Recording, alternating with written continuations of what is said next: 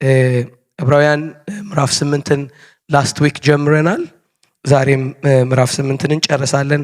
ምዕራፍ 8 13 ቁጥሮች ነው ያሉት። እንግዲህ ከምዕራፍ 6 ጀምሮ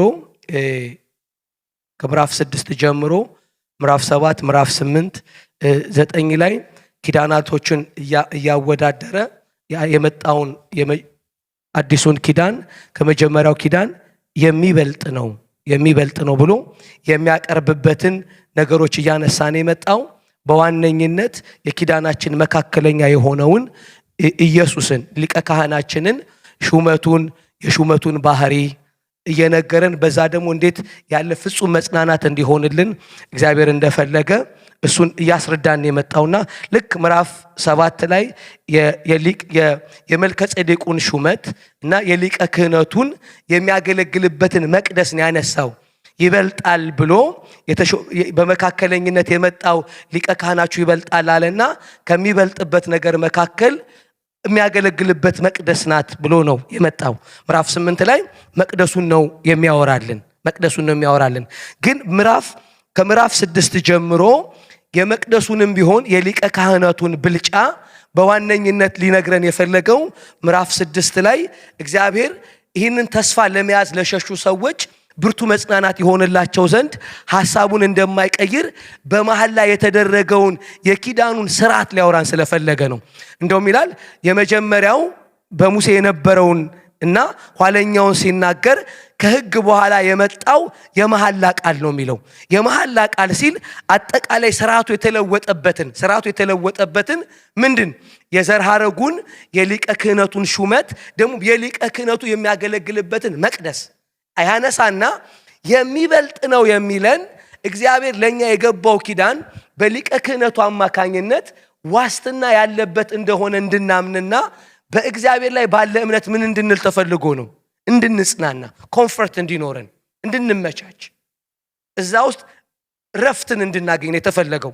ስለዚህ ይኸውላችሁ ከምዕራፍ 4 ነው የሚጀምረው ሊቀ ክህነቱን፣ ምዕራፍ 5 ያብራራዋል፣ ምዕራፍ 6 የኪዳኑ ዋስትና ያደርገዋል ሊቀ ክህነቱን፣ ምዕራፍ 7 ላይ የሊቀ ክህነቱ ሹመትን ምዕራፍ 7 የመልከጼዴቅ ሹመት ነው ብሎ ስለነገረን ምዕራፍ 6 ላይ መልከጼዴቅ ምን ማለት እንደሆነ ያብራራልናል።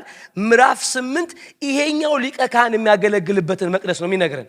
ስለዚህ ብልጫ አለው ስላችሁ በምክንያት ነው ይላቸውና ምክንያቱን የሚደረድረው በዚህ መልኩ ነው።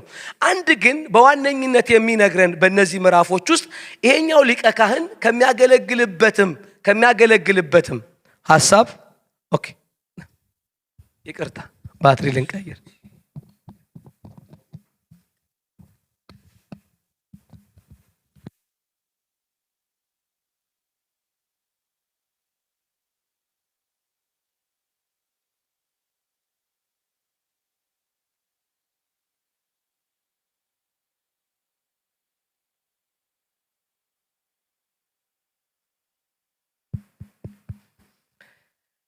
የሚነግረን ያልኳችሁ አንደኛው በማያልፍ የህይወት ኃይል ወይም በዘላለማዊነት የሆነበትን ዘላለማዊነቱ ላይ ደግሞ እግዚአብሔር ማይለወጥ ሊቀ ክህነት ስለሆነ መሐላውን ያደረገበትን ነው በዋነኝነት የሚነግረን። ግን ይሄ ሊቀ ካህን በእጅ ወዳልተሰራች መቅደስ ገብቷል ይልና ይሄ በእጅ ወዳልተሰራች መቅደስ የገባውን ሊቀ ካህን እቺ በእጅ ወዳልተሰራችው መቅደስ ገባ ስላችሁ ይላል ምዕራፍ 8 ላይ እና አነባዋለሁ። በምድር ሙሴ የሰራት ከሷ የተኮረጀ ነው ይለናል። እሷ ምሳሌ የሆነችው ናት ይላል። ስለዚህ እንደውም አለና አሁን የመጣው ኪዳን ሊቀ ካህኑ ገብቶ የሚያገለግልበት መቅደስ እኮ አለ ለሙሴ እግዚአብሔር በተራራው ላይ ተገልጦ የመገናኛውን ድንኳን ሲሰጠው መገናኛውን ድንኳን በጥንቃቄ እንዲያደርግ የነገረበት ምክንያት ይሄ በምድር የሚሰራው ድንኳን በሰማይ ቀድሞት የነበረ አንድ በእግዚአብሔር እጅ የተሰራ ማደሪያ ስላለ ነው፣ ድንኳን ስላለ ነውና እንደውም ከሙሴ ድንኳን ያቺ ድንኳን ትበልጣለች አሁን ኢየሱስ የሚያገለግልባት ይለናል።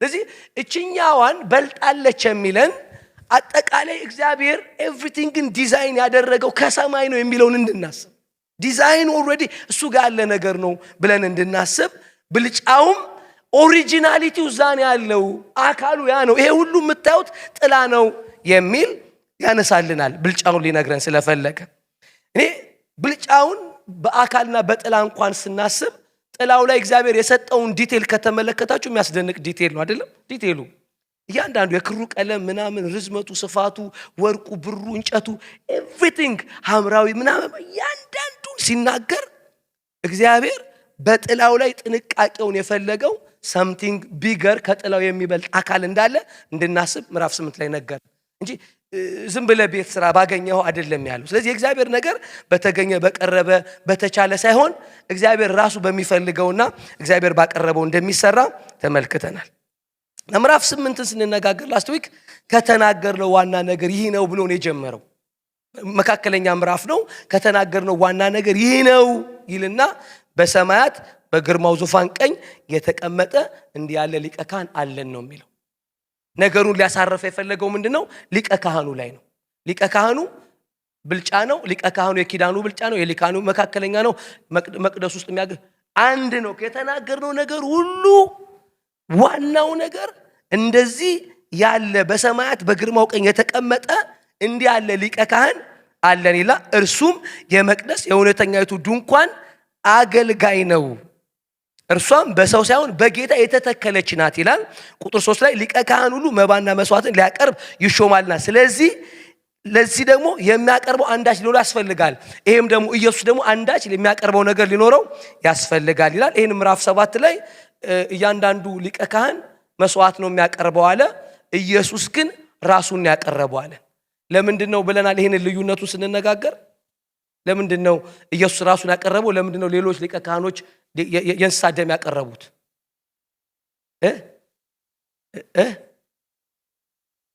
እነሱ ንጹህ አይደሉም፣ እሱ ግን ንጹህ ስለሆነ። ስለዚህ የእንስሳው ደም እነሱ ራሳቸውን ማቅረብ ስለማይችሉ ነው የሚያቀርቡት የንጹህ እንስሳ ደም። ኢየሱስ ግን ለራሱ መስዋዕት ማቅረብ ስለማያስፈልገው በራሱ ተቀባይነት ያለው ስለሆነ ማንን ይዞ ነው የገባው ወደ እግዚአብሔር? ራሱን በሉ። ራሱን ነው ይዞ የገባው። ራሱን ይዞ ሲገባ ደግሞ የኢየሱስ ደም ለኢየሱስ አያስፈልገውም። ስለዚህ አንድ ንጹህ ደም ለማይገባለ ለሌሎች የገባለ። ሃሌሉያ። ስለዚህ ኢየሱስ ማንን ይዞ ገባለን? እያንዳንዱ የእንስሳ ደም ይዞ ሲገባ እሱ ግን ራሱን ይዞ ነው የገባው አለ። ምዕራፍ 8 ላይ ሲመጣ ምን አለ? ሊቀ ካህን እኮ የሚሾመው መባና መስዋዕትን ለማቅረብ ስለሆነ አለ። ይሄኛውም ሊቀ ካህን በእግዚአብሔር ዘንድ የሚያቀርበው ነገር ያስፈልገዋል ካለ በኋላ ምዕራፍ 7 ላይ ኦልሬዲ ራሱን አቅርቧል ብሎ ነገረን። እንግዲህ በምድር ቢኖርስ እንደ ሕግ መባን የሚያቀርቡ ስላሉ እንኳን ካህን ባልሆነ ነበር አለ። በምድር ቢሆን ኖሮ ኢየሱስ ሊቀ ካህን አይሆንም ነበር። ለምንድነው ሊቀ ካህን የማይሆነው? ኦልሬዲ የሙሴ ሕግ ከይሁዳ ነገድ ሊቀ ክህነትን ስለማይናገር ነው ብሏል። ስለዚህ ይሄንንም በቀደመው ምዕራፍ ላይ ሊቀ ክህነቱን ከይሁዳ ነገድ ሲሾም እግዚአብሔር ስርዓቱን እንደለወጠ አውቀናል። ለምን ሲባል ሊቀ ክህነት የተነገረው ሌዊ ነገድ ስለሆነ ብሎ ከይሁዳ ነገድ መሆኑ ብቻ አንድ የሊቀ ክህነቱን የሹመትን ስርዓት እንደቀየረና አጠቃላይ የኪዳኑን ስርዓት እንደለወጠ ያሳየናል አለ። ኢየሱስ ከይሁዳ ነገድ የሆነው በመልከ ጼዴቅ ሹመት ስለሆነ የይሁዳ ነገድ ምንድን ስለሆነ ነው? የምን ነገድ ነው? የንግስና ዘመድ ነው። ኢየሱስ ከይሁዳ ነገድ ነው የመጣው። ዳዊትም የይሁዳ ነገድ ነው። ለዚህ ነው ሊቀ ክህነቱ እንደ መልከ ጼዴቅ ሹመትም የሆነው። እነርሱ ሙሴ ድንኳኒቱን ሊሰራ ሳለ ምዕራፍ ቁጥር 5 ላይ እንደተረዳ ለሰማያዊ ነገር ምሳሌ ጥላ የሚሆነውን ያገለግላሉ።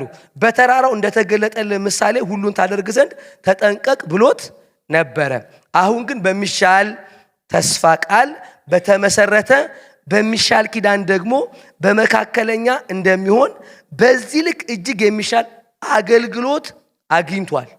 በምድር አሁን ግን በሚሻል ተስፋ ቃል በተመሰረተ በሚሻል ኪዳን ደግሞ መካከለኛ እንደሚሆን በዚያ ልክ እጅግ የሚሻል አገልግሎት አግኝቷል ይላል። ቁጥር 7 ጀምሮ ነው ዛሬ የምናገረው። ስለዚህ ይሄኛው ኪዳን በተሻለ የተስፋ ቃል የተመሰረተ ነው። ለምንድን ነው በተሻለ የተስፋ ቃል የተመሰረተው? የኪዳኑ መካከለኝነት ማን ስለሆነ ነው? ኢየሱስ ስለሆነ ነው። ኢየሱስ ደግሞ የኪዳኑ መካከለኝነት የሆነው በምንድን ነው? በዘላለማዊ በሆነ የመልከ ጼዴቅ ሹመት ስለሆነ ነው። ስለዚህ ኪዳኑ የተሻለ ነው፣ የተስፋ ቃሉ የተሻለ ነው የሚለን በዚህ ነው። ቁጥር ምዕራፍ 7 ላይ ለምንድነው እግዚአብሔር ልክ እንደዚህ ያለ ኪዳንንና እንደዚህ አይነትን የሊቀ ክህነቱን ሹመት የፈለገው ብሎ ይጠይቀናል። ለምንድነው? ምዕራፍ 7 ላይ ቁጥር 7 ላይ ማለት ነው። ምዕራፍ 8 ቁጥር 7 ላይ ፊተኛው ኪዳን ስሙኝ ቀና በሉና በጣም ብዙ ሰው የሚፈራው ነው። ነቀፋ ባይኖረው ኖሮ ይላል። ፊተኛው ኪዳን ምን ባይኖረው? ነቀፋ ባይኖረው ኖሮ ለሁለተኛው ስፍራ ባልተገኘለትም ነበረ ነው።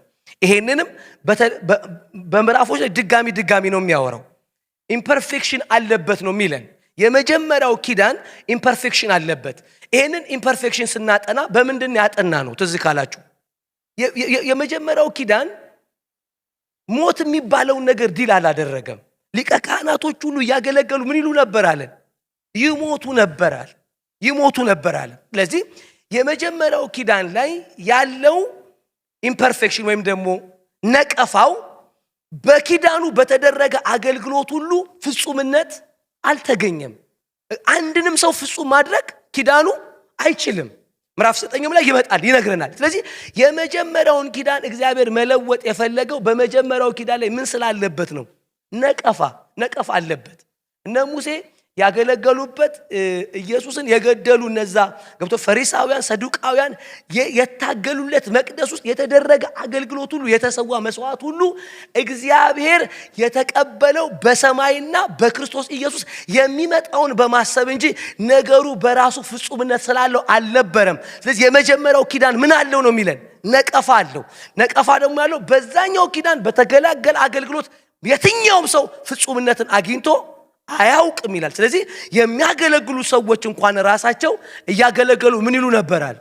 ይሞቱ ነበርና ሊቀ ካህን ይተካካ ነበረ። ስለዚህ እግዚአብሔር የመጀመሪያውን ኪዳን ለመቀየር የፈለገበት ምክንያቱ የመጀመሪያው ኪዳን ነቀፋ ስላለበት ነው። ቁጥር 8 ላይ ሲመጣ እነርሱን እየነቀፈ ይላቸዋልና። እየነቀፈ ምንድነው የሚላቸው? እነሱን ከእስራኤል ቤትና ከይሁዳ ቤት ጋር አዲስ ኪዳን የምገባበት ወራት ይመጣል አለ። እየነቀፈ ነው የሚላቸዋል። ለምንድነው እየነቀፈ የሚላቸው? ቁጥር 9 ላይ ሲመጣ ከግብፅ ሀገር እንዳወጣቸው ዘንድ እጃችሁን ቢያስኩበት ቀን ከአባቶቻችሁ ጋር እንደገባሁት ኪዳን አይደለም ይልና እነርሱ በኪዳኔ አልጸኑም፣ እኔም ችላ አልኳቸው ይላል ጌታ። ከዚያ ወራት በኋላ ከእስራኤል ቤት ጋር የምገባው ኪዳን ይህ ነው ይላል ጌታ። ከላይ ግን የሚቀይርበትን ምክንያት ሲነግረን ነቀፋ የተገኘበት ነው ይላል። ነቀፋ የተገኘበት እነሱንም እየነቀፈ ነው ይላል። ኪዳኑም ነቀፋ አለበት። ኪዳኑ ውስጥ ፓርትነር የሆኑት ምን ይላቸዋል አለ? ይነቅፋቸዋል ይላል። እነሱንም እየነቀፈ ይላቸዋልና ይላል። እነማንን ነው የነቀፈው እግዚአብሔር? ከኪዳኑ በሙሴ ሕግ በተሰጣቸው ኪዳን ውስጥ የገቡትን እስራኤላውያኖችንም እየነቀፈ እዚህ ጋር ከይሁዳ ቤት ጋርና ከእስራኤል ቤት ጋር ነው የሚለው። እሱን እናወራለን ትንሽ ማውራት ስላለብን ነው። እነሱን ግን ይላቸዋል እግዚአብሔር፣ ይነቅፋቸዋል። እነሱ በኪዳኑ ያሉትንም ኪዳኑንም ነቅፎታል፣ በኪዳን ውስጥም የገቡትን ነቅፏቸዋል። እነሱን የነቀፈበት ምክንያት ምንድነው? በኪዳኔ ምን አላላችሁም ነው የሚለው፣ አልጸናችሁም። በኪዳኔ ምን አላላችሁም? አልጸናችሁም። ኪዳኑ ደግሞ አደሴም ታይም ምንድነው? ነቀፋ ተገኝቶበታል። ስለዚህ ነቀፋ ስለተገኘበት እግዚአብሔር ምን ብሎ ወስኗል ይላል? መለወጥ አለበት። ስለዚህ መለወጥ አለበት ለምን ነው ሲባል ለሚመጣው ኪዳን ምን እንዲገኝ ነው አለ። እስቲ ስፍራ በሉ፣ ስፍራ እንዲገኝ። እግዚአብሔር ሁለት ኪዳን የለውም። አሁን ስሙ፣ በጣም ብዙ ሰዎች በኪዳኑ ላይ የተጨመረ ሌላ ኪዳን ነው የሚመስላቸው። ይሄኛው ኪዳን አዲሱ ኪዳን ይላችሁ የመጀመሪያውን ኪዳን ማስወገድ የነበረበት ለሚመጣው አዲሱ ምን እንዲገኝ ነው ብሏል። እስቲ ስፍራ በሉ፣ ስፍራ እንዲገኝ። ማንም ሰው በሁለቱ ኪዳን እግዚአብሔርን አፕሮች ማድረግ አይችልም። ማንም ሰው እዚህ የመጀመሪያ እግዚአብሔር የነቀፈውን ኪዳን አብሮ መንቀፍ ያስፈልጋል። እግዚአብሔር ያመጣውን አዲሱን ኪዳን መቀበል ያስፈልጋል። ይሄ ኪዳኑን በራሱ እዚህ ጋር አንዲት ነገር እንድናስተውል ፈልጋለሁ። አዲስ ኪዳን የሚባለው እግዚአብሔር የገባው ከአሕዛብ ጋር አይደለም፣ ከኛ ጋር አይደለም። ኪዳኑን የገባው ስሙኝ፣ ከእስራኤል ቤት ጋር ነው የምገባው ብሏል። ከእስራኤልና ከይሁዳ ቤት ጋር ነው ኪዳኑን የምገባዋል። ኪዳኑ ይሄኛውን ኪዳን ከእስራኤል ቤትና ከይሁዳ ቤት ጋር የሚገባበት ምክንያት ስሙኝ፣ የመጀመሪያውን ኪዳን የተቀበሉት እነማን ስለሆኑ ነው? እስራኤላኖች ስለሆኑ ነው። ስለዚህ ኤፌሶን ላይ እኛም በተመለከተ ምዕራፍ 2 ላይ የነገረንን ነገር ማስታወስ አስፈላጊ ነው። ኤፌሶን ምዕራፍ 2 ላይ ምን ይላል? እናንተ በፊት ከእስራኤል መንግስት ርቃችሁ ያለ ኪዳን ነበራችሁ ነው የሚለን፣ ወይም ያለ ተስፋ ቃል ነበራችሁ። ስለዚህ ማንም እዚህ ያለ አሕዛብ ወይም ደግሞ ከእስራኤላዊ ከአብርሃም ዘር ውጪ ያለ የትኛውም በቤተ ክርስቲያን አካል ውስጥ የመጣ አካል ሁሉ እግዚአብሔርን አዲስ ኪዳን ሲል የኋለኛው ኪዳን የተገባለት ሆኖ አይደለም። የኪዳኑን ስርዓት እኛ የነገረን በአንድ አካል ውስጥ መገኘት ነው። በእርግጥ ኤፌሶን ምዕራፍ 2 ላይ ሁለቱንም በአንድ አካል ከእግዚአብሔር ጋር ያስታረቀበትን ድርጊት ነግሮናል። ለነሱ ይሄ ኪዳን ከዛኛው ኪዳን አዲስ ሆኖ የመጣ ነው። እኛ ግን የመጣልን ይውላችሁ ጸጋ ነው። ጸጋ ግን ሲመጣልን የመጣልን በልጁ ነው። ስለዚህ ልጁን ስናገኝ ይውላችሁ ጸጋ ስላገኘን ይሄ የጸጋው ብርሃን እግዚአብሔር አስቀድሞ ነገሮችን እንዴት ዲዛይን እንዳደረገ እንድናስብ ወደ መጽሐፍ ዓለም ወይ እግዚአብሔር ወደ ገለጠ ቃል ዓለም ወስዶናል እንጂ ቤዚካሊ መጽሐፍ ቅዱስን ብታጠኑ እግዚአብሔር አሕዛብ ጋር የገባው ኪዳን አይደለም ይለናል። ከማን ጋር ነው መገባው? አንብቡት ቁጥር 8 ላይ እነርሱንም እየነቀፈ ይላቸዋልና እነሆ ከእስራኤል ቤትና ከይሁዳ ቤት ጋር ኢትዮጵያዊ የለበትም። አም ሶሪ አንተ እኮ የለብህ አይገርምም? የምገባው አዲስ ኪዳን አለ ይላል። ወራት ይመጣላል። አሁን ኢትዮጵያዊ ሆኖ ያኛውን ኪዳን ውስጥ ለመገኘት የሚታገል ሰው ያሳዝነኛል። ምክንያቱም ያኛው ኪዳን የተሰጠው በምንድን ነው? ኪዳኑ የተሰጠው በምንድን ነው? ኪዳኑ ቤዚካሊ የተሰጠው በመገረዝ ነው። የአብርሃም ዘርነትን ክሌም የምታደርጉት በመገረዝ ነው። ወይ ከአብርሃም ትወለዳላችሁ፣ ከአብርሃም በመወለድ ደግሞ የመገረዝ ኪዳን የተሰጣቸው አሕዛብ እንኳን ወደዛኛው የኪዳን ወደ ይሁዲነት ሲገባ የመገረዙንና የጥምቀቱን ስርዓት ማድረግ አለበት። ስቲል እንደዛም ሆኖ ኮርት ኦፍ ጀንታይልስ ላይ ነው፣ በቃ ሩቅ ነው የሚቆመው። ራሱ የጥል ግድግዳ የሚባለው አለ መጽሐፉ ላይ እንደሚነግረን ቆላስያስ ላይ በመካከል ያለው የጥል ግድግዳ ማለት አሕዛብንና ራሱ ሰው አይሁዳዊነትንም እንኳን ተቀብሎ አይሁዳዊ አይሆንም። ስለዚህ በግድግዳ የተለየ አንተ አሕዛብ ነህ የሚል ጽሑፍ ያለበት ይሄንን ደግሞ ብትተላለፍ ትገደላለህ የሚል የጥል ግድግዳ ያለ በጋ ነው አሕዛብ የሚያመልከው። ስለዚህ ኢትዮጵያዊ ጃንደረባውን ኢየሩሳሌም ሰግዶ ሲመጣ የቆመው እዛ የጀንታይል ኮርት ላይ ነው ቆሞ የኢሳይያስን መጽሐፍ ሰጥተውት እያነበበን የመጣው እንጂ ማንም የማይፈቀድለት የእስራኤሎች ኮርት አለ ቃልቅ። ስለዚህ አሁን የተለያየ ሃይማኖት ውስጥ ያንን ለመድገም የሚታገሉበት ምክንያት አይገባኝም። ለአሕዛብ ያልተሰጠን ኪዳን የኛ ልናደርግ፣ ታቦቱን የኛ ልናደርግ፣ የሆነ ነገሩ የኛ ልናደርግ በፍጹም ነው። ምክንያቱም ሰው ከእስራኤል መንግስት ከራቀ ያለ ኪዳን ያለ ተስፋ ያለ እግዚአብሔር ነው ይልና አሁን ግን ይልና በማን የቀረባችኋል? በኢየሱስ ክርስቶስ ደም ቀርባችኋል። አሜን ነው ወይ? አሁን እኛ የቀረብነው በማን ነው? በኢየሱስ ክርስቶስ ደም ነው የቀረብነው። አሜን ነው ወይ? ይሄኛው ኪዳን በዛ ደም ውስጥ የተገኘንበት ነው። ስለዚህ ለኛ የኪዳኑ ስርዓቱ በራሱ የሚባለው መሰላችሁ የጸጋ ስርዓት ነው የሚባለው። ጸጋ ነው በሉ ጨበጠውና አንተ በጸጋ ነው የዳንከው ብለው ነው ወይ? ጸጋ ነው። ልጁን ያመጣው ጸጋ ነው። ለዚህ ነው ኤፌሶን ምዕራፍ 2 ሲጀምር እናንተ ይለና ምንድነው የሚለን? በበደልና በኃጢአታችሁ ምክንያት ሙታን ነበራችሁ አለሚለው። ከዛ በአየር ላይ ለሚሰራው ለአለቃ ፈቃድ በፊት ምኞቱን እያደረጋችሁ ተመላለሳችሁ። ስለዚህ ኦልሬዲ በአሕዛብ ላይ የሚገዙት እነማን ነበሩ ብለን ተነጋግረናል። የኢየሱስ ክርስቶስን ሎርድሺፕ ስናጠና በጨለማ ላይ የሚገዙ ምኖች አለቆችና ስልጣናትን በተለያየ ከዳንኤል መጽሐፍ ከዘዳግም ምናምን አይተናል። ካረሳችሁት ማለት ነው። የሚገዙ አለቆችና ስልጣናት አሉ በየአሕዛብ ነው። እነዚህ ስናጠና በዋነኝነት የተመለከተው ማንን ነው? ዳንኤል 21 ቀን የጸለየውን ትዝ ይላችኋል። 21 ቀን ሲጸልይ የመጀመሪያ ቀን ጸሎቱ ተሰማ። ከዛሳ ገብርኤል መልእክት ይዞለት ሲመጣ ምንድን ሆነ? የፋርስ አለቃ ምን አለው ገብርኤልን? ዞር በል አትገባም ሲለው ገብርኤል ዞር በል ወደዛ ብሎ በአንደኛው ቀን መልስ አመጣለት። ገብርኤል ደረገ ሚካኤልን ጠርቶ መጣ ይላል። ገብርኤል ብቻውን ማለት ነው መግባት አልቻለም። ስሙኝ፣ ገብርኤል ብቻውን ወደ ፋርስ መግባት አልቻለም።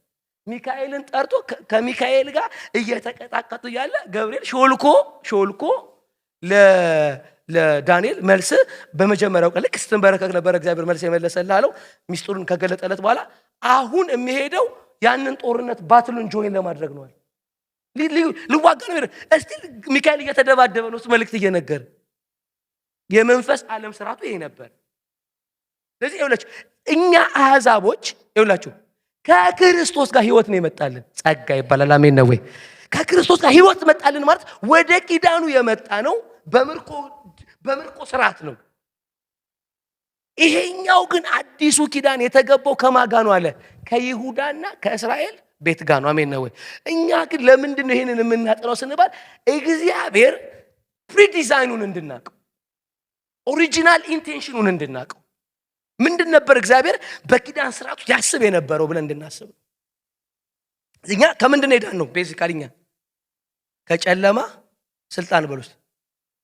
እኛ ከጨለማ እስራኤላኖች ከምንድን ሄዳኑት? ከምን ዳኑ? ከህግ እርግማን ነው እነሱ ሄዳኑት። እናንተ ከህግ አልዳንም። ለምን ህጉ አልተሰጠንም? ኢቭንም የአሕዛብን ህግ ምንድነው የሚለው? እስቲ የህሊና በሉ። የህሊና ነው። እነሱን ግን ከህግ ነው ያዳንኳችሁ ይላቸዋል። ከህግ ኦሬዲ እግዚአብሔር ርስትን ሲካፈል እስራኤልን ለማን ወስዶ ስለነበረ ነው? ለራሱ እንደወሰደ በምንድነው የምናውቀው? ገብርኤል ስንት ጊዜ ነው በ6 ወር ውስጥ ኢየሩሳሌም ሄደው? 2 ጊዜ እልም ብሎ ኢየሩሳሌም ይሄዳል። በቃ መልአኮቹ ስንት ጊዜ ነው በእስራኤል ምድር የታዩት? ኤንጅል ባይብል ውስጥ ያንብቡት። ከነ አብርሃም ጋር ከነ ሙሴ ጋር መልአኩ ነበር ይላል። ኤንጅል ነበር ያኛው።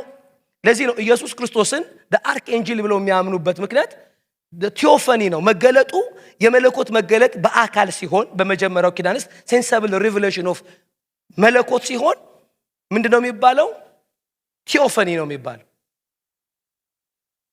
እሱን መልአክም ሲያወራው መልአኩን እግዚአብሔር ብሎ ይጠራዋል። ስለዚህ ከነ አብርሃም ከነ ይስሐቅ ከነ ያዕቆብ ጋር ማን ነበረ? ኢየሱስ ኤንጅል ነበረ። ስለዚህ እስራኤል የኔ እድል ፈንታ ነው ብሎ ወስዷል እግዚአብሔር። እስራኤል ምንድን እድል ፈንታዬ ነው ብሏል፣ የኔ ነው ብሏል። እስራኤል ምኔ ነው ብሏል? እድል ፈንታዬ ነው ብሏል። የኔ ነው አለ እግዚአብሔር። አሁን የኔ ነው ላላቸው ሰዎች ምን ሰጣቸው? በሲና ላይ ህግ። ከህጉ ጋር ምን ሰጣቸው? ኪዳን። ከኪዳኑ ቀጥሎ ነው በእርግጥ ህግ የተሰጠው። ጳውሎስም ያነሳል ይሄኛው የመገረዝ ኪዳን ለአባቶች ነው የተሰጠው ብሎ ይነግረናል። ኢየሱስ ነው የሚያነሳው። እንደውም ዮሐንስ ወንጌል ላይ የመገረዝ ኪዳን ለአባቶች ነው የተሰጠው፣ በሙሴ የመጣው ህግ ነው የሚለው። ስለዚህ ኪዳኑ ራሱ ለአብርሃም ነው እንጂ ለእንትን አልተሰጠም፣ ለሙሴ አልተሰጠም። በሙሴ ህግ ነው የመጣው።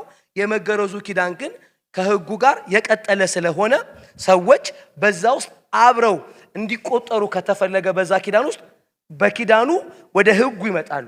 የህጉ ኮቨናንት ግን መጽሐፉ ኢምፐርፌክሽን አለበት አለ። በኪዳን ውስጥም የገቡት ሰዎች አልጸኑምና እግዚአብሔር ማንን ወቀሰ ይለናል? ህጉንም ኪዳኑንም። ከዛሳ ህጉ በኪዳን ውስጥም የገቡትን ሰዎች እየወቀሰ አንድ አዲስ ኪዳን እገባሉ ይላል። ስለዚህ ስሙኝ፣ ልክ እንደ አሕዛብ ቤተክርስቲያን ስናስብ አሕዛብ ቤተክርስቲያን ስለሆነ ማለት ነው ስናስብ ከጨለማ ስልጣን እንደዳነ ሰው ነው የምናስበው። አሜን ነው ወይ? ከጨለማ ስልጣን እንደዳነ ኢየሱስ በአሸናፊነት የሱ እንዳደረገ። ይሄንን ደግሞ ኢሳይያስ 53 ላይ ምን ብሎናል? አንተ ነፍስን ስለ ብዙዎች ካኖርክ በኋላ ከኃያላን ጋር ምርኮ ትካፈላለህ። ስለዚህ ከኃያላን ጋር የተካፈለው ምርኮ ማን ነው? እኔና አንተ ነህ። ሃሌሉያ። ስለዚህ አሕዛብን በዚህ መልኩ ነው የወሰደው። ስለዚህ ኪዳን የምገባው ወራት ይመጣል ይላልና ከግብፅ አገር ግን ያው ምገባውም ግን አዲስ ኪዳን አገር እንዳወጣዋቸው ዘንድ እጃቸውን ባያስኩበት ቀን ከአባቶቻቸው ጋር እንደገባሁት ኪዳን አይደለም። እነርሱ በኪዳኔ አልጸኑም፣ እኔም ቸል አልኳቸው ይላል ጌታ። ስላልጸኑበት እኔ ቸል ብየዋለሁ አለ። እግዚአብሔር ቸል ያለው ለምንድን ነው? አዲስ የሚያመጣው ስላለው ነው። ምክንያቱም ይሄ የተነቀፈበት ሁለቱም ነው፣ ኪዳኑም ፓርትነሮች፣ ኪዳኑም ነው ኢምፐርፌክሽን የተገኘበት ይላል። ከዚያ ወራት በኋላ ከእስራኤል ቤት ጋር የምገባው ቃል ኪዳን ቁጥር 10 ላይ ይህ ነውና ይላል ጌታ፣ ሕጌን በልቦናቸው ምን ላለው አለ አኖራለሁ። ሕጌን በልቦናቸው ምን ላለው አለ አኖራለሁ። አኖራለሁ ማለት አባይድ አደርጋለሁ። ሕጌን ስሙኝ፣ አኖራለሁ፣ በልቦናቸውም እጽፈዋለሁ፣ እኔም አምላክ እሆንላቸዋለሁ፣ እነርሱም ሕዝብ ይሆኑኛል። አምላክ እሆናቸዋለሁ፣ እነርሱም ሕዝብ ይሆኑኛል ካለ በኋላ እያንዳንዱ ጎረቤቱን እያንዳንዱም ወንድሙን ጌታን እወቅ ብሎ አያስተምርም። ከታናሹ ጀምሮ እስከ ታላቁ ድረስ ሁሉም ያውቀኛል። ከዛ አመፃቸውን እምራቸዋለሁ፣ ኃጢአቶቻቸውን ደግሜ አላስብም ይና ቁጥር 13 ላይ አዲስ በማለቱ ፊተኛው አስረጅቶታል፣ አሮጌውና ውራጅ የሆነው ሊጠፋ ቀርቧልና። ስለዚህ የመጣውን የኪዳን ባህሪ ይነግራቸዋል። አዲስ ነው የሚያመጣው። አዲሱ ደግሞ እንደቀደመው አይነት አይደለም። ነገር ግን ይሄ አዲሱ ምንድነው ማደርገው አለ? ሕጌን በልቦናቸው ውስጥ ምን አላሉ አለ አኖራለሁ። አሁን ሕጌን በልቦናቸው ላይ አኖራለሁ የሚለው ከታች በምንድን የተጻፈ ነው? በምን ቃል የተጻፈ ነው? ማንም ጎረቤቱን ወይም ወንድሙን ምን አይለውም? እግዚአብሔርን እወቅ አይለውም። ስለዚህ አሁን በልቦናቸው ላይ እግዚአብሔር አሁን ማኖር የፈለገው ሕግ ምንድን ነው? ምን የሚባል ሕግ ነው ማኖር የፈለገው? እግዚአብሔርን ማወቅ የሚባል ሕግ ነው የሚያኖረው። አሁን እግዚአብሔርን ማወቅ የሚባለውን ሕግ ይውላችሁ፣ እግዚአብሔር የሚባለውን ሕግ የሐዋርያት ሥራ ላይ የመጀመሪያውን የወንጌል ስብከት የሰሙት ሰዎች ንስሐ እንዲገቡ የተጠየቀው ኢየሱስ ክርስቶስን አባቶቻቸው በመግደላቸው ነው። ማንን እንዲቀበሉ ተጠየቀ? ኢየሱስን እንዲቀበሉና በስሙ እንዲጠመቁ ተጠየቁ። ልክ ንስሐ ገብተው በኢየሱስ ስም ኃጢአታቸው ከተሰረየ በኋላ በስሙ ከተጠመቁ በኋላ የተሰጣቸው ተስፋ ምንድን ነው? መንፈስ ቅዱስን ምን ትላላችሁ? ትቀበላላችሁ። ስለዚህ አሁን አዲሱ ሕግ በልብ የሚጻፈው እግዚአብሔርን ማወቅ የመንፈስ ቅዱስን ስጦታ በመቀበል የሚደረግ ነው። ሰማችሁኝ? ስለዚህ እግዚአብሔርን ማወቅ ነው ሕጉ። በልባቸው ላይ ግን የሚጻፈው አንድ ነገር ጽሑፍ ሳይሆን እግዚአብሔር የገባላቸውን ተስፋ ልክ ሲቀበሉ በልጁ ማንን ይሰጣቸዋል? እግዚአብሔር። ስለዚህ ያኛውን ምንድነው ብሎ መጽሐፍ የነገረው?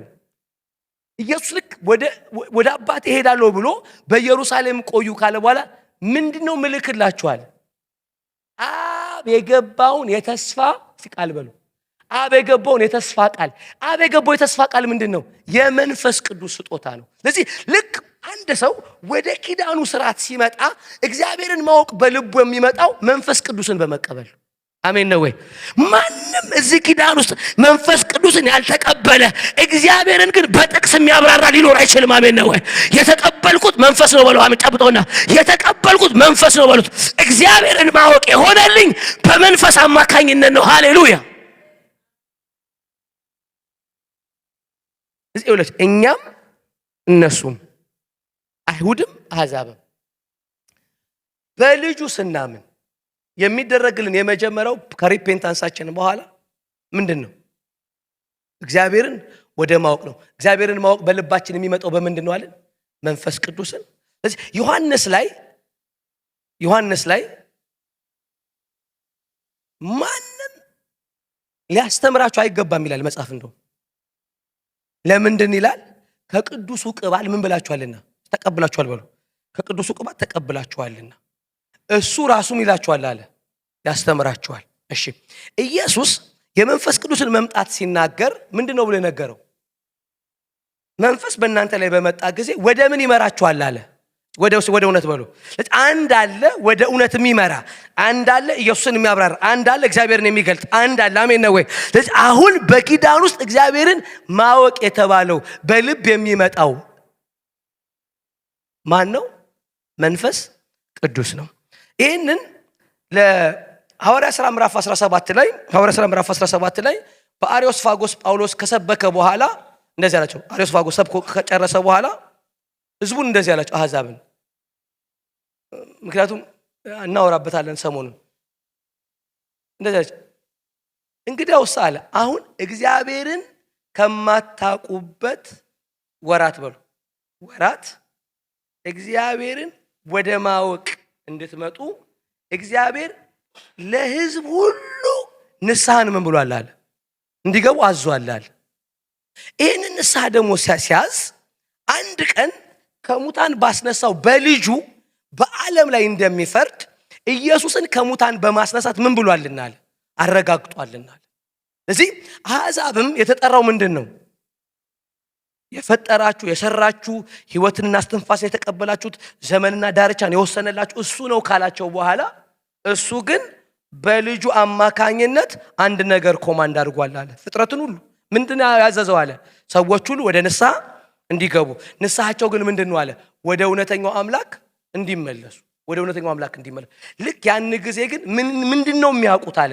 በልጁ አንድ ቀን ከሙታን ባስነሳው በፍጥረት ሁሉ ላይ በሰው ልጆች ሁሉ ላይ እንደሚፈርድ ነው።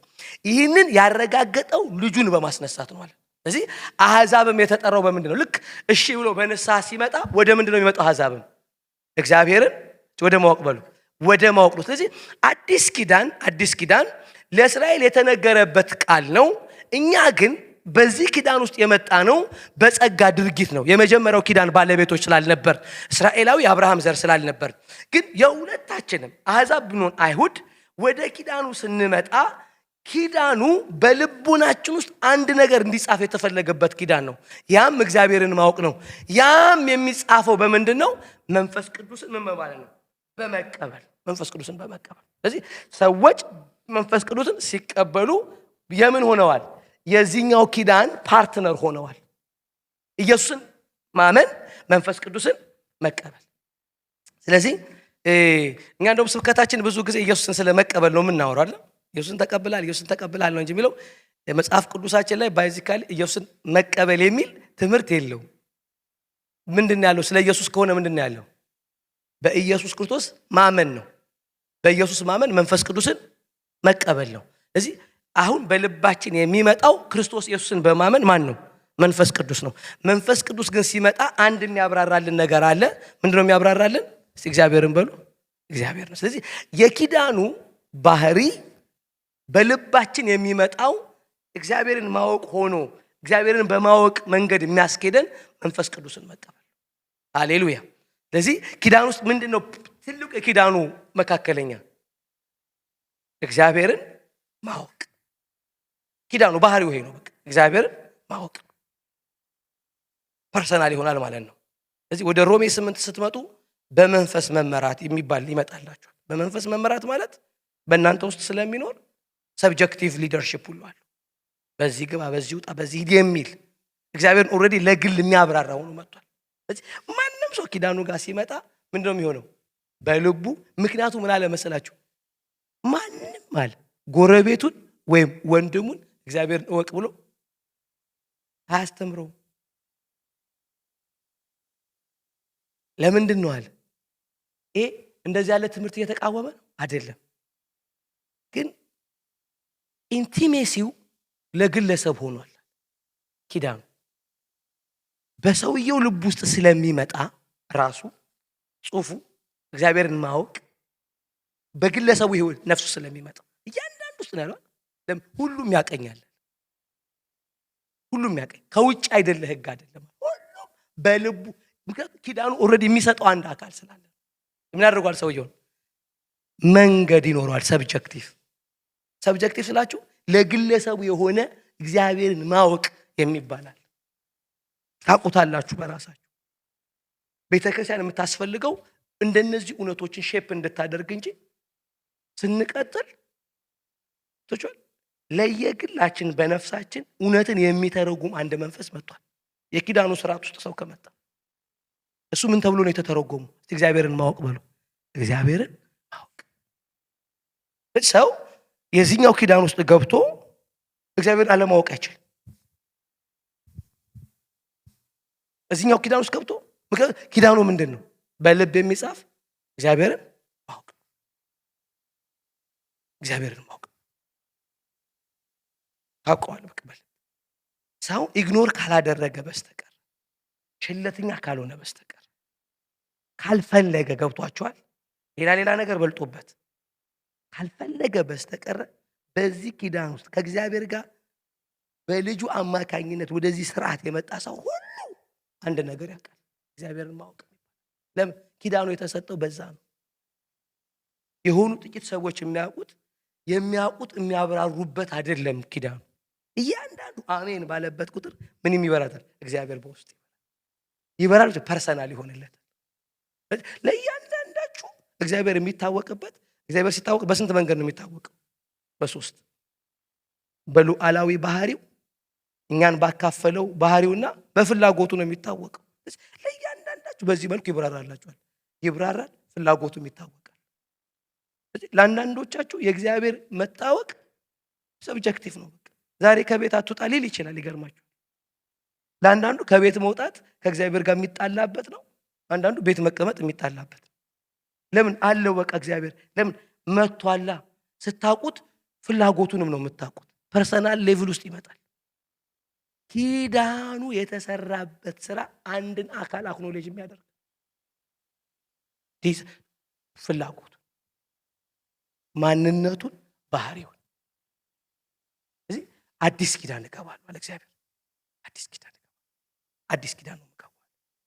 ለምን? የመጀመሪያው ነቀፋ አለበት። ለምን ነቀፋ ያለበት? ኪዳን ውስጥም የገቡት ሰዎች ኢምፐርፌክሽን አለባቸው። በዚህም ኪዳን ማንም ሰው ፍጹም አልሆነም። አዲስ ነው የምገባው። ከዛስ ማንንም እኔን እወቅ የማይልበት ነው የማደርገዋል። ድሮ ግን ማንም ሰውዬ ህጉን ለማወቅ ምን ያስፈልገዋል? የህጉ ተርጓሚ ያስፈልጉታል፣ ጸሐፍት ያስፈልጉታል። ህጉ የተጻፈበት ሁሉም የላቸውም። እንደተተረጎመላቸው መጠን በውጭ ስለሆነ። አሁን ግን ሰው እግዚአብሔርን ችላ ካላለ በስተቀር የመጣንበት ኪዳን በልበናችን ውስጥ አንድ አካል የሚታወቅበት ይታወቃል። ማም ይባል እግዚአብሔር ይታወቃል። የመጣ ነው በምንድን ነው? በኢየሱስ ክርስቶስ በሆነው ቤዛነት ከጨለማ ስልጣን በመሆን ወደ ኪዳን ስራ። አሕዛብም የተጠሩት ካለማወቅ ወደ ማወቅ። ልክ ስታውቁት ነው መንገዱን ነው የሚነግረን። ስለዚህ ይሄኛውን ሲናገር ሲዘጋው ምን ብሎ ዘጋው? ይሄ አዲስ በማለቱ ፊተኛው አርጅቷልና አሮጌና ውራጅ የሆነውስ ሊጠፋ ተቃርቧል። ሊጠፋ ተቃርቧል የሚለው ቃል ምናልባት ይሄ መጽሐፉ የተጻፈው ከ1970 ከሰባኛው ዓመት 70 ኤዲ በፊት ኢየሩሳሌም ከመፍረሷ በፊት ስለሆነ ምናልባት ከመቅደሱ መፍረስ ጋር ይጠፋ የሚለው። ምክንያቱም የሚጻፍላቸው ተደራሲያኖቹ የአይሁድ አማኞች እንደሆኑ ዕብራውያኖች እንደሆኑ ተነጋግረናል። ትዝ ይላችኋል። እነሱ ስለሆኑ ኦሬዲ ስርዓቱን የሚያደርጉት ምንድነው? መቅደስ ውስጥ ነው አይደለም? መቅደስ ውስጥ ነው። ጸሐፊው ጳውሎስ ከሆነ ብለን ተመልክተናል። ጳውሎስ ከሆነ የጻፈበትን ምክንያት ስናነሳ በ21ኛው ምዕራፍ ላይ የተመሰረተ ነው። 21 ወይ 22ኛው ምዕራፍ ላይ ሐዋርያ ሥራ ላይ ወደ መቅደስ ሄዶ መስዋዕት ለማቅረብ ሲል ተይዞ ወደ ሮም የሄደበትን አይተናል አይደለም? በኢየሩሳሌም ስብከት መስበክ ያልቻለበትን። ግን እስቲል የአይሁድ አማኞች ምን ያደርጉ ነበረ? ከመቅደሱ ጋር ጠንካራ ግንኙነት ነበራቸው። አማኞቹ እንኳን ራሳቸው ለሙሴ ይቀኑ ነበር ብሏል ያዕቆብ ራሱ። ተመልከት፣ በብዙ ሺህ ያመኑ ተመልከት አለ። ሁሉም ለሙሴ ሕግ ይቀናሉ፣ አንተ ደግሞ ይሄንን የሙሴ ሕግን እንደምታቃልል እንደምትቃወም እናውቃለን ስላለው እዚች ጋር ምዕራፍ 13 ቁጥር 13 ላይ ጻፋት። የመጀመሪያው ያበቃለታል ቀርቧል ያለበት ምክንያት ከመቅደሱ መፍረስ ጋር የተያያዘ ሊሆን ይችላል፣ ወይም ደግሞ ሰዎች ቶታሊ በዚህኛው ውስጥ እንደሚገኙ ለመንገር ፈልጎ ሊሆን ይችላል። ሞስት ፕሮባብሊ መቅደሱ ከመቅደሱ መፍረስ ጋር ልክ በሰባኛው ዓመት ላይ ክርስቶስ ከሄደ ከ33 ምናምን ዓመት በኋላ የሙጥኝ ቢሉትም መቅደሱን እግዚአብሔር እንደጠላ ያረጋገጥ ነው። በምንድን ነው? አፈረስ። ሮማያኖች መጡና ፍርስርስርስ አደረጉና እስራኤል ለ2000 ዓመት የት ሄደ? በየአሕዛብ ሀገር ተበተነ። እስራኤል የምትባል ሀገር ለ2000 ዓመት አልነበረችም። ለ2000 ዓመት። ስለዚህ ሰዎች ወዴት ሄዱ? ወደ አሕዛብ ሀገር ተበተኑ አይሁዶቹ። አሁን በቅርብ ነው በ1947 ወይ 46 ላይ የተሰበሰቡት መልሰው እንደ ሀገር። ስለዚህ አሁን ትልቁ ተስፋቸው እነሱ እግዚአብሔር ውራጅ ስሙ እና አሮጌ ያለውን ስርዓት መድገም ነው የሚፈልጉት። ያለ ታቦቱም ቢሆን መቅደሱን ይፈልጉታል። ግን መቅደሱ የሚያስፈልገው ከሰባተኛው ኢየሱስ ክርስቶስ ቤተክርስቲያንን ከነጠቀ ከ7 ዓመት በኋላ ስለሚመጣ በምን ስለሚነግስ ነው? በኢየሩሳሌም ካህንም ንጉስም ሆኖ ስለሚነግስ በመቅደሱ ስለሚነግስ መቅደሱ ያስፈልገዋል ለኢየሱስ ማለት ነው። ስለዚህ ከዛ በኋላ ሊቀ ካህናት ይሄ በግ ማረድ ደም ማፍሰስ የሌለበት ልጁ ራሱ የሚቀመጥበት መቅደስ ይኖራል። አሜን ነው ወይ? እነሱ ግን ቀይዋ ጊደር ነጯ ጊደር ምናምን አሁን እየተሰበሰበ ነው። ባይዘ ቀይ ጊደር አልሰማችሁ? ሬድ ራም ምናምን ይሰበስባል ማለት ነው። ማለት የልጁ ደም ገብቶ እላኛዋ መቅደስ ተከፍታ እነሱ ከቴክሳስ ቀይዋ ጊደር ያመጣሉ። ቀይዋ ጊደር አሁን እግዚአብሔር የሚሰራለታል። እስቲል ታቦቱ ባይኖር ምኑ ባይኖር ሰርተውት ቀይዋን ጊደር ማረድ ነው የሚፈልጉት። እነሱ ደም ማፍሰስ ነው የሚፈልጉት፣ በዛ ሊቀበላቸው ማለት ነው። መቅደሱ እንጂ የሚፈልገው አው ቀይዋ ጊደር አታስፈልግም። ለምንድን? በመቅደሱ ከ7ኛው ዓመት በኋላ የሚመጣ ማን ስለሆነ ንጉሱ አለ ብሎ አሜን ነው ወይ? ካህንም ንጉስም የሆነው ይመጣል። አሜን ነው ወይ? መቀመጫውን በዛ ስለሚያደርግ ነው። ሃሌሉያ። ስለዚህ ስርዓቱን ጠልቶታል፣ አብቅቶለታል ብሏል። የመጀመሪያው ኪዳን ተሽሯል በሉ። ተሽሯል። ኪዳኑ ተሽሯል ስንል ህጉም አጠቃላይ ስርዓቱም ሊለወጥ የግድ ነው ብሎናል። አለቀ። ስሙ፣ የአዲሱ ኪዳን ስርዓት በህግ መመራት በመንፈስ መመራት። መጽሐፍ ሲናገር ማንም በመንፈስ የሚመሩ የእግዚአብሔር አዲሱ ኪዳን በምን መመራት ነው? ያ በመንፈስ መመራትን በኪዳኑ የቃል መገለጡስ ምንድነው ተብሏል? ምንድነው የተባለው? እግዚአብሔርን ኪዳኑ እግዚአብሔርን ማወቅ።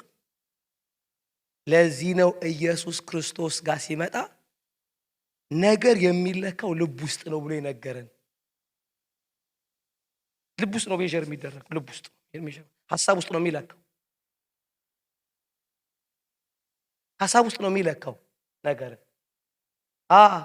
አትግደል ብያለሁ አላው ወንድምህን ከጠላ።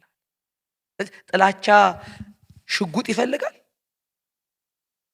ወይ? ጥላቻ ሽጉጥ አይፈልግም። እግዚአብሔርን ማወቅ ውስጥ ግን የሚለካው ምንድን ነው? ጥላቻ። አልተመቻቸለም እንጂ ጥላቻውን ነው ሜዠር የሚያደርገው። ሰብጀክቲቭ ሆኗል። ምኞት አድርጎታል። አትተኛለም የተባለው ምኞት። ነገሩ ወደ ልብ የመጣበት ምክንያት ኪዳኑ ኦልሬዲ በልብ የመጣ አንድ እግዚአብሔርን ማወቅ የሚባል በመንፈስ መመራት የሚባል ነው። አሜን ነው ወይ? አሜን በሉ። በመንፈስ መመራት በሉ። በመንፈስ መመራት በህግ አይደለም። እግዚአብሔር ለሁለቱም ኪዳን ስፍራ የለውም። ወይ በህግ ነው ሰው ወይ በመንፈስ ማለት። በመንፈስ ውስጥ በልጁ አማካኝነት የመጣ አንድ ዕውቀት አለ። ፐርሰኑ ይታወቃል፣ ፍላጎቱ ይታወቃል። አሜን። አዲስ ኪዳን እስቲ በሉ። አዲስ ኪዳን አሮጌው ምን ብሏል? አብቅቷል። ውራጅ የተናቀ ሊጠፋ ቀርቧል። ሃሌሉያ። ሰዎች ይሙጥኝ ይሉታል፣ ግን በቃ እግዚአብሔር አይፈልገውም እና ስለማይፈልገው መቅደሱን ራሱ አፍርሶባቸዋል። ሰዎች በየቦታው ላይ የሚመስል እየሰሩ ነው። የሚመስል እስቲል ታውቃላችሁ፣ ሰዎች የማይገቡበት 4 ማዕዘን ኮርነር ያላቸው እንትኖች እንዳሉ ወደዛ አቲ የምትባሉበት ወደዛ አቲ እዛ ውስጥ እግዚአብሔር አለ። እኔ ድሮ ያለ ይመስለኝ ነበረ። እግዚአብሔርን ለማግኘት የሆነ ቦታ መሄድ ነበረብኝ። እሄዳለሁ፣ የምር እሄዳለሁ። ከዛ እዛ ህንፃ ውስጥ ያለ ይመስለኝ ነበረ። ተደግፌ እዛ ውስጥ አለ ብዬ አስብ ነበር እግዚአብሔር። አሁን እንደዛ የሚያስቡ አሉ፣ እንደዛም የሚያስተምሩ አሉ። ሰዎች እንዲፈሩ ማለት ነው። እዚህ ውስጥ የሆነ ሰውዬ ብቻ ነው የሚገባው ብለው በየቦታው ማአት እንትናለን። በዚህ እውነት ውስጥ እንኳን በአሕዛብ ሰፈር የተሰሩ እንደነዚህ ያሉ ትንንሽ መቅደስ የሚባሉ ቀርቶ ትልቁ በኢየሩሳሌም ያለ መቅደስ እግዚአብሔር ስላልፈለገው ሮሞች እንዲያፈርሱ ፈቅዶላቸው አፍርሰውታል። አይፈልገውም ኪዳኑን ማለት ነው እግዚአብሔር። አዲሱ ኪዳን የሕግ ኪዳን አይደለም፣ እግዚአብሔርን የማወቅ ኪዳን ነው። እግዚአብሔርን ማወቅ በመንፈስ በልባችን ስለመጣ አለቀ። እግዚአብሔርን ማወቅ በሉ። ሃሌሉያ።